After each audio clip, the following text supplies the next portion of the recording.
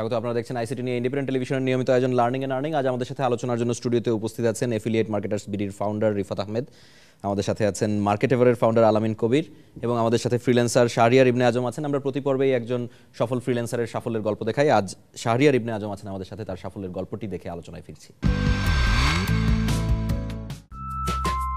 Jessore BCMC প্রকৌশল ও প্রযুক্তি college থেকে কম্পিউটার সায়েন্সে স্নাতক পাশ করেন শাহরিয়ার ইবনে আজম। সেখানেই মাহবুবুর রহমান নামের এক বড় ভাইয়ের কাছে প্রথম জানতে পারেন অনলাইনে আয় করা যায়। আমাদের কলেজ থেকে আসলে আমাদেরকে আহ্বান করে ওনার সাথে কাজ করার জন্য, তখন আমরা কয়েকজন কাজ করতে যাই এবং সেখান থেকে আমি আসলে যেটা ফিল করি যে অনলাইনে একটা ইনকাম করা যায়, এটার যে একটা কিউরিওসিটি আমার মধ্যে তখন জাগে। তো সেখান থেকে শুরু। ফ্রিল্যান্সারদের জনপ্রিয় মার্কেট প্লেস ওডেক্সে অ্যাকাউন্ট খোলেন শাহরিয়ার। প্রায় 4-5 মাস পর পান প্রথম কাজ, কিন্তু বাবার পরামর্শে চলে আসতে হয় ঢাকায়। ঢাকায় চাকরির পাশাপাশি আবার শুরু করেন ফ্রিল্যান্সিং। তখন আমি একটা স্পেনের ক্লায়েন্টের কাজ করি, ওইখানে আমি 50+ ওয়েবসাইটের এসইও করি। সেটাতে তার কাছ থেকে আমি অনেক কিছু জানি, সে আমাকে অনেক কিছু শেখায় এবং জানতে সাহায্য করে। এসইওর বিভিন্ন টুলস নিয়ে কাজ করতে সাহায্য করে, তার নিজস্ব কিছু ডেভেলপমেন্ট টুল ছিল, সেইগুলোতে আমি কাজ করেছি। শুরুর দিকে চাকরির পাশাপাশি ফ্রিল্যান্সিং করলেও আয়ের পরিমাণ ছিল সীমিত, তবে দক্ষতা বাড়ার সঙ্গে সঙ্গে এখন আয়ও বাড়ছে শাহরিয়ারের। আমি যখন ক্যারিয়ার শুরু করি, জবের পাশাপাশি আউটসোর্সিং করতাম, তখন আসলে 50,000 অ্যারাউন্ড আমার জবের পাশাপাশি আর্নিং থাকতো। এখন আমি অ্যাভারেজ 1 লাখ মান্থলি আর্নিং করি। দেশের তরুণদের ফ্রিল্যান্সিং পেশায় আনতে সরকার হাতে নিয়েছে লার্নিং অ্যান্ড আর্নিং ডেভেলপমেন্ট প্রকল্প। শাহরিয়ার মনে করেন সরকারের এই উদ্যোগ খুবই গুরুত্বপূর্ণ। আসলে গভর্নমেন্টের লার্নিং অ্যান্ড আর্নিং প্রজেক্ট আসলে একটা খুবই ভালো উদ্যোগ ছিল এবং আছে এখনও। এখান থেকে অনেক স্কিল ছেলে তৈরি হয়ে আসছে, যারা আমাদের ইন্ডাস্ট্রিকে, আমাদের মার্কেট প্লেসটাকে আরও বড় করতে সাহায্য করবে।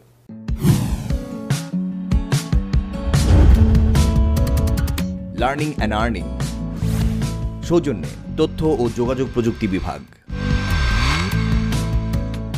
স্বাগত আরও একবার। আপনারা দেখছেন লার্নিং অ্যান্ড আর্নিং। আমি প্রথমেই শাহরিয়ার ইবনে আজমের কাছে যাই। আমাদের এখানে ই কমার্স অনেক আগের তুলনায় অনেক বাড়ছে এবং প্রায় সব পণ্যই বলতে গেলে নিত্য প্রয়োজনীয় যে জিনিসপত্র সেগুলো থেকে শুরু করে বই, জামা কাপড় সব কিছুই কিন্তু এখন ই কমার্সের মাধ্যমে আমাদের কাছে আসছে। কিন্তু প্রায়ই এক ধরনের অভিযোগ শোনা যায়, সেটা প্রতিষ্ঠানের সাথে যারা জড়িত আছেন বা যারা জিনিসপত্রগুলো কিনছেন, যারা সরাসরি জড়িত, এক ধরনের অভিযোগ আছে যে এই জিনিসগুলো যে বিক্রি করছেন তারা, সেই জিনিসটা ই কমার্স সাইট বা ই কমার্স প্রতিষ্ঠান সেই জিনিসগুলো কিন্তু মানুষের কাছে পৌঁছাতে পারছে না এবং তারা অনেক সময় জানেনও না যে তারা ঘরে বসেই অনেক কিছু কিনতে পারেন। সেই ক্ষেত্রে মার্কেটিংয়ের জন্য, ডিজিটাল মার্কেটিংয়ের কথাই যদি আমি ধরি, সেই ক্ষেত্রে আসলে খুব বেশি বাজেট রাখা হয় না বা খুব বেশি মনোযোগ দেওয়া হয় না। সেটা কেন? সেটা আসলে আমি গত বছর আমি একটা ই কমার্স কোম্পানির সাথে কনসালটেন্সি করছি ডিজিটাল মার্কেটিংয়ে। তো আমি সেখানে দেখছি যে আসলে আমাদের ই কমার্স সেক্টরে যারা কাজ করতে আসতেছে, আসলে তাদের ডিজিটাল মার্কেটিংয়ের যে একটা অংশ, যে মার্কেট যে আছে, এটা আসলে তাদের চিন্তাই থাকে না। তো তারা আসলে অফলাইন মার্কেটিংয়ের পর দেখছি আমি যে বেশি জোর দিচ্ছে। তো আমি সেটাকে তার ডিজিটালাইজ করলাম। কিন্তু এর কেমন না, কারণ আমি আমার প্রোডাক্ট বিক্রি করছি অনলাইনে, সেই অনলাইন মার্কেটিং এর উপরে আমার তেমন একটা জোর। হ্যাঁ, তো আমি তাদের সাথে কথা বললাম, তাদের চিন্তা এরকম যে তারা বলতেছে যে বিক্রয়.com গাড়িতে লাগাচ্ছে, এই লাগাচ্ছে, বিক্রয়.com-কে ফলো করতেছে। তো আমি বলছি, আপনি তো বিক্রয়.com একটা মার্কেট প্লেস, আপনি হচ্ছে আর একটা মার্কেট প্লেসে আছেন, তো আপনি তো প্রোডাক্ট সেল করতেছেন, তো আপনার মার্কেটিংটা হবে অন্যভাবে। আর আরেকটা বিষয় হচ্ছে, তারা মূলত ই কমার্স সেক্টরে যারা আছে, তারা মূলত এখনও ই কমার্স সেক্টরটা আমাদের দেশে আসলে ওইভাবে এখনও বিল্ড আপ হয় নাই, এখন এফ কমার্সে চলতেছে। আপনি যদি টোটালি দেখেন, আসলে এফ কমার্সে চলতেছে, কারণ ডিজিটাল মার্কেটিংয়ের যে বড় একটা পার্ট, যেটা এসইও, সার্চ ইঞ্জিন অপটিমাইজেশন, সেটা আসলে কোনো কোম্পানি, বড় কোম্পানি ছাড়া, বড় কিছু যে লিড পর্যায়ে যারা আছে ই কমার্স সাইড, তারা ছাড়া আসলে আর মাঝারিগুলা বা নিচের যেগুলো আছে, তারা আসলে এই সেক্টরে গুরুত্বই দিচ্ছে না। তাহলে আসলে ডিজিটাল মার্কেটিংটা গ্রো হচ্ছে না আসলে এই জায়গায় এসে। তো তাদেরকে আমার মনে হয় যে আসলে এই জিনিসগুলো, ই কমার্সের যে ই ক্যাব আছে, তাদের ওদের মাধ্যমে আসলে ওনাদেরকে যদি একটু গাইডেন্স দেওয়া হয় বা উৎসাহী করা হয়, যা বা এরকম যে এর ভবিষ্যৎটা এরকম, যে মানুষ আসলে সার্চ গুগলে গিয়ে সার্চ করলে যেন আপনার প্রোডাক্টটা পায়, সেখান থেকে অর্ডার দিতে পারে। আসলে সার্চ না করলেও প্রোডাক্টটা আমার সামনে চলে আসার কথা, সেই জিনিসটা আসছে না। সেটাই আমি বলছিলাম, রিফাত আহমেদের কাছে আমি একটু যাই। এফ কমার্সের কথা আসছিল, সেই ক্ষেত্রে আমরা তো ফেসবুক অনেক বেশি ইউজ করি, কিন্তু ফেসবুক ছাড়াও তো আরো কিছু জিনিস ইউজ করি যেহেতু আমাদের মোবাইল আছে। তো সেই ক্ষেত্রে এফ কমার্সে আমরা এত বেশি জোর দিচ্ছি, আমাদের এখানে আমরা যদি ইমেল মার্কেটিং এর কথা ধরি বা ভেস সার্ভিসের কথা ধরি, সেইগুলো এত বেশি পিছিয়ে আছে কেন ফেসবুকের তুলনায়? মিডিয়া হিসেবে ফেসবুকটা খুব জনপ্রিয়, প্রত্যেকটা মানুষের ফোনে ফেসবুক আছে। এখন আপনি যদি একটা জরিপ করেন কতজনের কাছে ফেসবুক আছে, কতজনের কাছে লিঙ্কডইন আছে, আপনি খুব একটা কিন্তু ভালো ডিফারেন্স পাবেন। অথবা ইনস্টাগ্রাম দেখেন, বা এখন যে আগে যে ছিল যে আমাদের বাসাতে 3-4টা পত্রিকা ছিল, এখন কিন্তু অনেক দিন আমি দেখি না, সবাই অনলাইনে দেখতেছে। সো যেহেতু এই ফেসবুকটা অনেক জনপ্রিয় হয়ে উঠেছে সবার কাছে, সো যারা আমরা অ্যাডভার্টাইজ যখন করি, আমরা দেখি যে আমাদের টাকাটা যখন স্পেন্ড করব, আমরা ম্যাক্সিমাম কাস্টমার কোন মিডিয়ামে পাবো। ওকে, ফেসবুকটা দিয়ে যেটা হয় যে আমি একদম আমার পছন্দের যে কাস্টমার ওর কাছে আমি রিচ করতে পারতেছি, এটার জন্য ফেসবুকে সব অ্যাডভার্টাইজাররা এগিয়ে আসছে। আর এই কারণটাতে অ্যাকচুয়ালি ফেসবুকে বেশি দেখা যায়। তবে ফেসবুকের পরে ইদানিং ইনস্টাগ্রাম খুব ট্রেন্ডিং, অনেকেই এগিয়ে আসছে। ইনস্টাগ্রাম যখন ফেসবুকে এসছে তখন আর কি, রাইট। সুতরাং ফেসবুকই এগিয়ে আছে। আচ্ছা, আপনি একটা গুরুত্বপূর্ণ বিষয় বলছিলেন যে আমরা পত্রিকা অনলাইনে পড়ি। আমি একটু আলামিন কবিরের কাছে জানতে চাই যে, আলামিন কবির না, আমি রিফাত আহমেদের কাছে আসলে জানতে চাই, একটু পরে আসছি আলামিন কবিরের কাছে অন্য একটা বিষয়ে। পত্রিকা আমরা অনলাইনে পড়ি, আমরা মোটামুটি এখন আমরা মুভিও অনলাইনে দেখি, আমরা টিভিও অনলাইনে দেখি, আমরা বাংলাদেশের খেলাও অনলাইনে দেখি, অলমোস্ট সব কিছুই কিন্তু আমাদের মোবাইলের হাতের মুঠোয় চলে এসছে। সেই ক্ষেত্রে পত্রিকা যখন আমি পড়ছি বা অন্য কিছু যখন আমি অনলাইনে ইউজ করছি, সেই ক্ষেত্রে আমি সেই জিনিসটাকে কাজে লাগাতে পারি না আমার প্রোডাক্টটা, ডিজিটাল প্রোডাক্ট হোক বা ফিজিক্যাল প্রোডাক্ট হোক, সেটা সেল করার জন্য? এটা হ্যাঁ, এটা তাহলে তো আমার আসলে এমনিতে আগ্রহী হওয়া উচিত যে ফেসবুক ছাড়াও আরো যে মাধ্যমগুলো আছে, সবাই কিন্তু ফেসবুক ইউজ করে না এখন, না করলেও সেটা সব সময় করে না।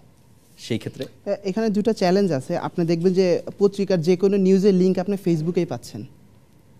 আপনি কিন্তু খুব কম সময় এমন হচ্ছে যে আমি পত্রিকার ওয়েবসাইটে যাচ্ছি, যে পত্রিকা পড়তেছি, এরকম কিন্তু হচ্ছে না।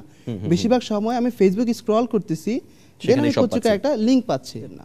আচ্ছা, আমি আরেকবার একটু শাহরিয়ার ইবনে আজমের কাছে যেতে চাই যে আপনারা যখন ডিজিটাল মার্কেটিং হয়, তখন আমার টার্গেট গ্রুপ কারা সেটা তো নিশ্চয়ই যারা প্রোডাক্ট সেল করছে তারাই ঠিক করে দেন, কিন্তু সেই পরিমাণ ডেটা কি আমার কাছে আছে? ফেসবুকে এক ধরনের আছে, ফেসবুক ছাড়া কিভাবে টিজি ঠিক করতে পারছি?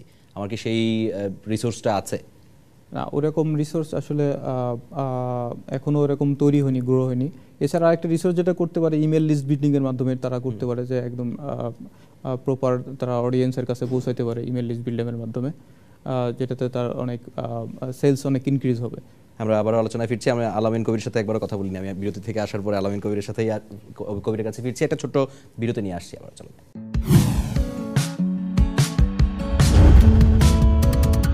লার্নিং অ্যান্ড আর্নিং, সৌজন্যে তথ্য ও যোগাযোগ প্রযুক্তি বিভাগ। স্বাগত আরেকবার, আপনারা দেখছেন লার্নিং অ্যান্ড আর্নিং। আলামিন কবির কাছে যেতে চাই, অ্যাফিলিয়েটেড মার্কেটিং। সেই ক্ষেত্রে কি আমাদের অ্যাফিলিয়েটেড মার্কেটিংয়ের মাধ্যমে প্রচুর টাকা আয় করা সম্ভব? সেটা আমরা শুনে আসি, কিন্তু বাংলাদেশে যারা ফ্রিল্যান্সার আছেন বা যারা এই সেক্টরটাতে আসলে আগ্রহী, তারা কি সেটা আসলে পারছেন? আপনি পারছেন, বাকিরা কি পারছেন? কতটুকু এগিয়েছে এই সেক্টর? এই জায়গাটাতে যদি স্পেসিফিক করে বলতে হয়, আমাদের কাছে তো এখনো পর্যন্ত কোনো ডাটা নেই এইরকম যে আমরা একদম নাম্বার, ফ্যাক্টস অ্যান্ড ফিগার দিয়ে বলতে পারবো যে এত পার্সেন্ট মার্কেট শেয়ার আমাদের কাছে আছে বা টোটাল মার্কেটের তুলনায় আমরা এইভাবে করছি। তবে ওভারঅল যেহেতু আমি এই ইন্ডাস্ট্রিতে অনেক দিন ধরে কাজ করছি, আমার ধারণা হচ্ছে যে এই ইন্ডাস্ট্রির লোয়ার যে পার্টগুলো আছে সেখানে আমরা আছি। তো এর প্যারেটো রুল তো যেটা আছে 80-20, লোয়ার পার্টে আছি আমরা। জি, লোয়ার পার্টে আছে অ্যাফিলিয়েট মার্কেটিং যদি আমরা চিন্তা করি ইনকামের দিক থেকে পার পার্সন অ্যাফিলিয়েট মার্কেটার। তো আসলেই অ্যাফিলিয়েট মার্কেটিং থেকে যত ইনকাম হয়, মার্কেটটা যে টোটাল সাইজ যদি আমি স্পেসিফিক করি বলি, শুধু ইউএসএতেই প্রতি বছর $5 বিলিয়ন প্লাস এই মার্কেটটা, প্লাস অন্যান্য দেশগুলোতে আছে। তো এই মার্কেট থেকে যত ইনকাম টোটাল পৃথিবীর অ্যাফিলিয়েট মার্কেটাররা করছে, এটার 80% ইনকামই আসলে যায় হচ্ছে 20% অ্যাফিলিয়েট মার্কেটারদের কাছে। ওকে, আর বাকি 20% যে ইনকামটা আছে এইটা যায় হচ্ছে বাকি 80% মার্কেটারদের কাছে।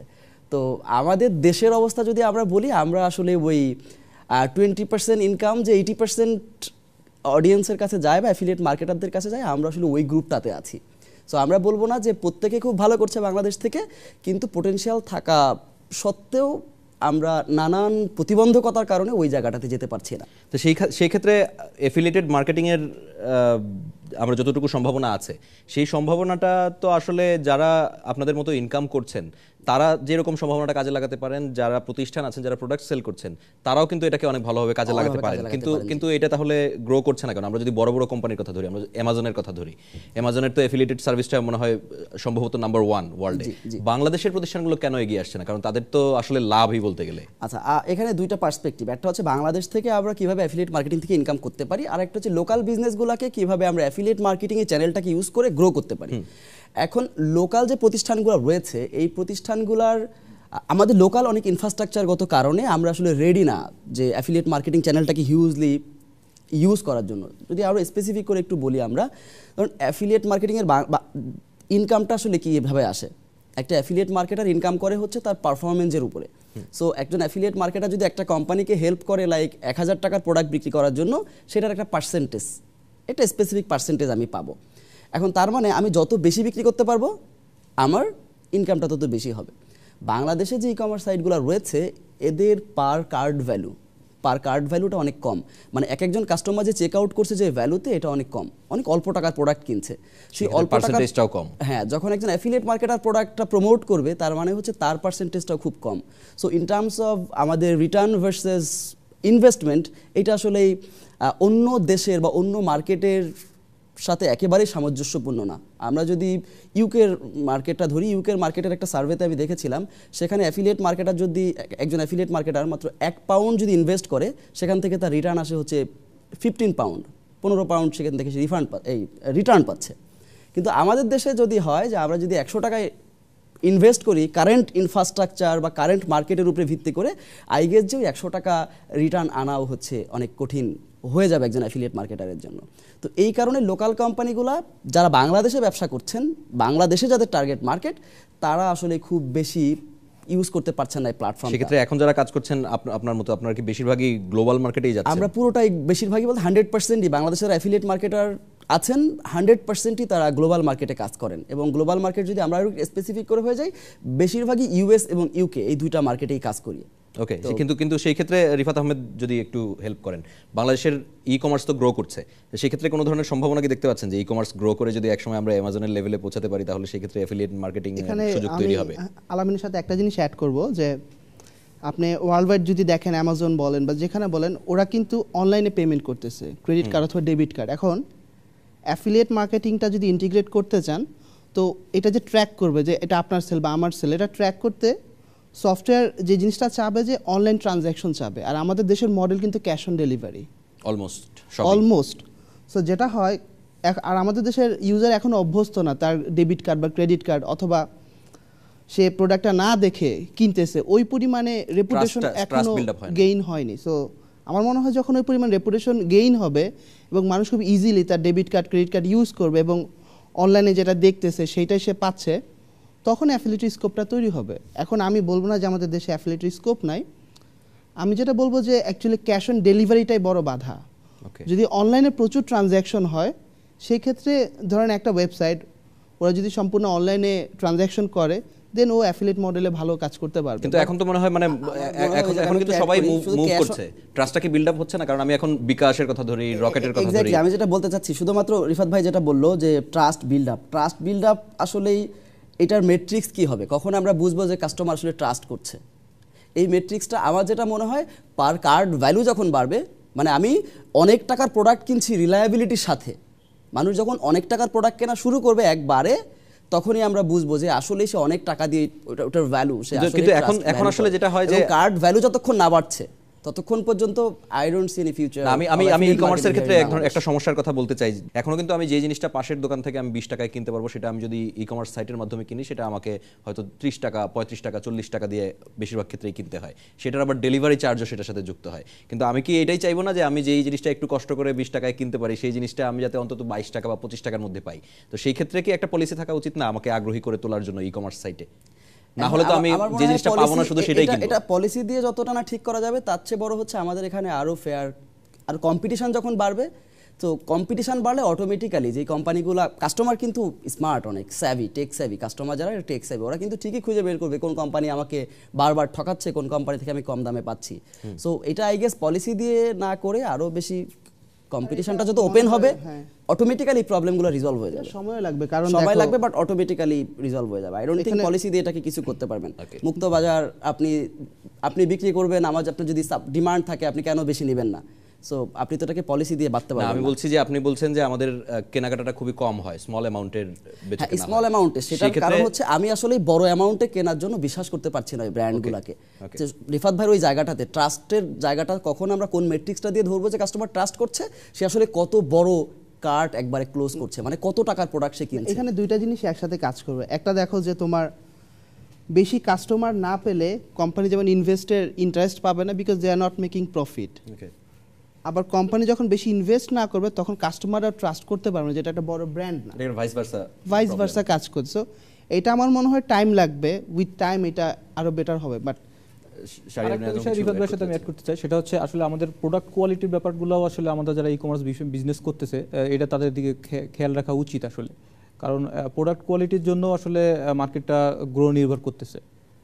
আমি যদি একটা অনলাইনে অর্ডার দিই, আমি যদি ভালো প্রোডাক্ট ওই সেম কোয়ালিটি যদি আমি পাশের দোকানে পাই, দেখা গেলো তো ওর থেকে কম দামে, তো দেখা গেলো আমি আসলে তখন আর ট্রাস্টটা থাকতেছে না। একেবারে শেষের দিকে চলে এসেছি, ছোট্ট করে আমি আলামিন কবির কাছে জানতে চাই যে এফিলিয়েটেড মার্কেটিং নিয়ে আমরা কথা বলছিলাম, সেই ক্ষেত্রে বাইরে থেকে কোনো একটা জিনিস যদি আমি কিনতে চাই, আমি কোনো একটা লিঙ্কে ক্লিক করে কোনো একটা জায়গায় আমি গেলাম অ্যামাজনে বা অন্য কোনো একটা সাইটে, সেই জিনিসটা তো কিন্তু আমি সহজেই চাইলে টাকা দিয়ে বাংলাদেশে নিয়ে আসতে পারছি না, আমাকে আবার কোনো একটা থার্ড পার্টির দ্বারস্থ হচ্ছে সেই জিনিসটা নিয়ে আসার জন্য। তারা অ্যামাজন থেকে কিনে সেই জিনিসটা আমার কাছে পৌঁছে দেবে।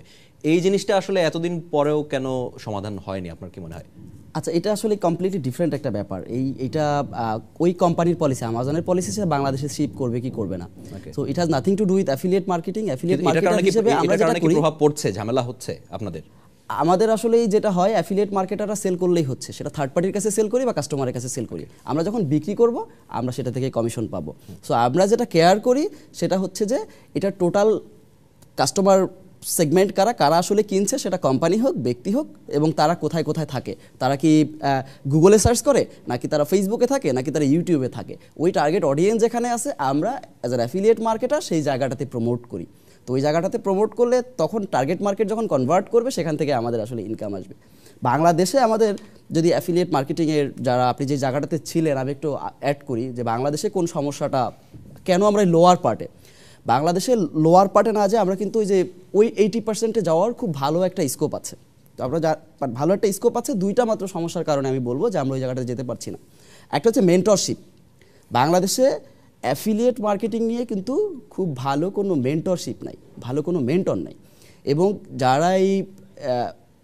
যারাই মেন্টরিং করছে অ্যাফিলিয়েট মার্কেটিংয়ে, টোটাল আমাদের যারা অ্যাফিলিয়েট মার্কেটার আছে নতুন যারা আসছে, তাদের সংখ্যার অনুপাতেই অ্যাফিলিয়েট মার্কেটিং মেন্টর আসলে সাফিসিয়েন্ট না। আরেকটা হচ্ছে অ্যাফিলিয়েট মার্কেটিং আসলে একটা বিজনেস, এটা কিন্তু একটা অন্য প্রফেশনের মতো না। সো এই বিজনেসের জায়গাতে একটা ইনভেস্টমেন্টের ব্যাপার থাকে, যে আপনি ইনভেস্ট করবেন সেখান থেকে রিটার্ন আসবে। সো যারা বাংলাদেশে এই ফ্রিল্যান্স কাজ শুরু করে তাদের কিন্তু বেশিরভাগ ক্ষেত্রেই দেখা যায় ওই ইনভেস্টমেন্টের জায়গাতে একটা বড় প্রবলেম থাকে। আমাদের এখানে একটা জিনিস খুবই এখন দরকার, প্রফেশনাল কিছু ইনভেস্টরও দরকার যারা অ্যাফিলিয়েট মার্কেটিংয়ের জন্য ইনভেস্ট করবে। এই দুইটা প্রবলেম যদি আমরা সলভ করি তাহলে কিন্তু ওই যে আমি আগে বলছিলাম যে 80-20%-এর, আমরা 20 থেকে 80%-এর দিকে যেতে পারবো, 80%-এর ওই জায়গাটাতে আমরা মুভ করতে পারি। মজার কথা আমি অ্যাড করতে চাই একেবারে শেষের দিকে একটু ছোট করে, হ্যাঁ, যে বিদেশে যেটা হচ্ছে বাইরে, যে ওরা জব ছেড়ে দিচ্ছে অনলাইনে কাজ করার জন্য, আর আমাদের এখানে যেটা হচ্ছে কোথাও জব না পেলে শেষ চেষ্টা হিসাবে অনলাইনে ট্রাই করতেছে। এই সিনারিওটা চেঞ্জ হলে কিন্তু অ্যাকচুয়ালি 20% আমরাও চলে আসবো। আপনাদের সবাইকে অনেক ধন্যবাদ আমাদের সাথে যোগ দেওয়ার জন্য। আজকের পর্ব এখানেই শেষ করছি, দেখা হবে আবারও আগামী পর্বে নতুন কোনো বিষয় নিয়ে আলোচনা হবে। সবাই ভালো থাকবেন।